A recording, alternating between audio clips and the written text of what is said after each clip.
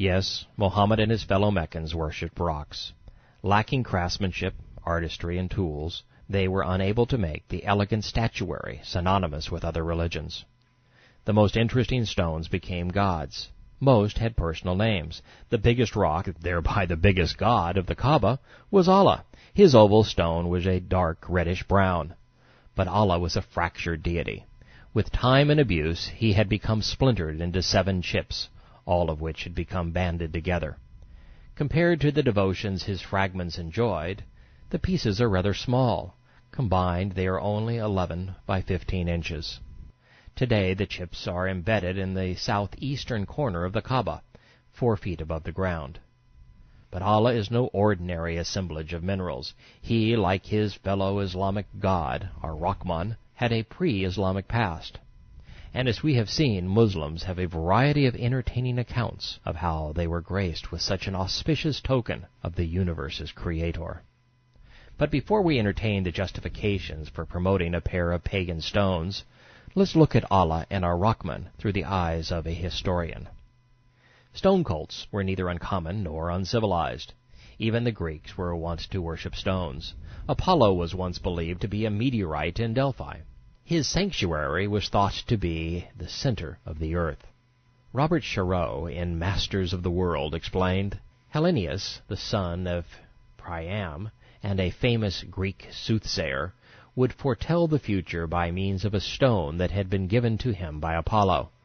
To obtain the oracle of the gods, he shook the stone above his head and recited the incantations. The stone then spoke in a strange, faint voice and announced the future. And so it would be. A millennia later, Mohammed would heed the summons of another talking stone. But the black stone in its house were hardly unique. There were many such temples, called Twaaghits, scattered across Arabia. Patrons made sacrifices and left gifts to their stone of choice, prostrated themselves in prayer, and circumambulated the shrines. Most commanded a hajj and umrah pilgrimages during the holy months. Those seeking the rock's blessing would commonly rub themselves against the stone and kiss it reverently. The Islamic scripture agrees. Ishaq, every house had an idol which they worshipped. They would rub the stone for good luck. When Allah sent Muhammad with the message of monotheism, the Quraysh said, would he make many gods into one god? This is a strange thing. Unfortunately for Islam, many gods do not one true God make. Ishaq, now along with the Ka.aba, the Arabs had adopted Tawghits, temples they venerated like the Ka.aba. They too had their custodians. They used to circumambulate them. According to the Islamic scriptures, Allah was one of many rock idols. The Ka.aba was one of many pagan rock shrines. Islamic circumambulation was one of many pagan rites. Ishaq, Alat was in a Tawaghit temple in Faif, which was venerated like the Ka.aba. When they had finished their Ka.aba hajj, they circumambulated Al-uzza. The Quraysh worshipped her. Manat was worshipped by the Aus and Khazraj in Yathrib. Those who prayed to Al-uzza and Manat shaved their heads and completed all of the rites associated with the Hajj. These men were pagans. How did their rituals become part of Islam, and why? Muslims are compelled to observe the same rituals today. The black stone, its house, the prostration, kissing, circumambulation, shaving, the Hajj, Umrah, and holy months somehow migrated from a pagan past to Orthodox Islam by way of corrupted Jewish scriptures. The most telling of these tales is the one in which Muhammad and Allah claim that Abraham smashed the lesser idols so that his people might turn to the largest one. A quartz god was worshipped in Tabhala, an oasis town 7 days' journey from Mecca. Sad was the rock deity in the region of Judah, along the Red Sea, west of Mecca. Ishaq, many Arabs served an idol named Dul Khalasa. Himyar had a temple called Riyam. Ruda was the temple of the Banu Rabi'i. Dul Kabat belonged to the Banu Bakr. Bahira was the filly of the Sa'iba. Hami was their stallion. Wasila was a ewe. Muhammad said, Allah has not made Bahira, Wasila, or Hami, and those who do not agree invent lies. We are told that the Ads and the Nabateans bowed to Dul al-Shara and his shrine in Petra. He was a proud god with a large rectangular stone and an elegant temple to match. Like Allah, Dru al-Shara was a reddish-brown rock. Fellow moon gods could be found in Merib, Herida, and Tamah. El-Umka was the Sabian moon god in Marib.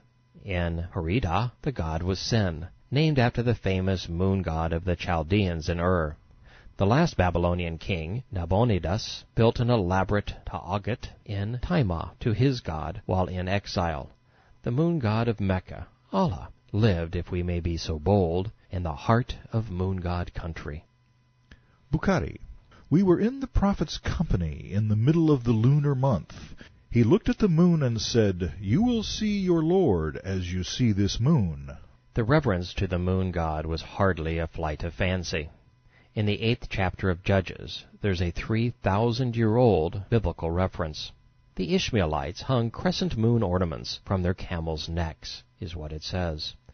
So today, when you look up and see crescent moons decorating Muslim mosques and flags, you'll know that the Arabian love affair with the moon has survived 30 centuries. Yet this affair was no more monogamous than Islam. Even in his neighborhood, Allah had competition. The sun god Manat was worshipped by the Quraysh, as was Habal, a handsome idol carved into the shape of a man.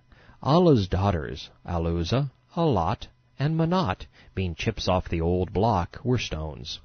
Manat was symbolized by a darkened moon, eerily reminiscent of Islam today. She was the goddess of fate, and commanded her subjects to shave their heads when approaching her. Being a good pagan, when Muhammad fulfilled his umrah pilgrimage in Mecca, he shaved his head in Manat's presence.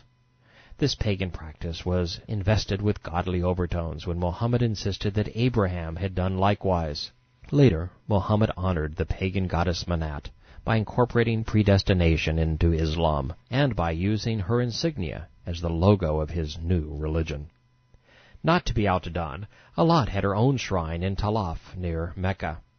A cubic rock, she lived on barley porridge. While her diet was humble, her veneration was not. Her temple lies under the left minaret of the early Islamic mosque at Taif. Al-lat's sister, the goddess Al-uzza, was considerably younger and lived in the Hurid valley. A Quraysh favorite, she received the most lavish gifts and sacrifices. Muhammad saw her as a nude black woman. Interestingly enough, Islam was nearly sacrificed at the altar of Allah's 3 little girls. In a weaker moment, the Prophet said that the goddesses Al-lat, Al-uzza, and Manat were conduits to Allah, intermediaries. But then, when the monotheistic wing of his religion objected to 4 pagan gods, being 3 too many, the Prophet confessed that he had been inspired by Satan. Islam as a religion died that day in Mecca, only to be reborn as a political doctrine in Yathrib the following year. But we're getting ahead of our story.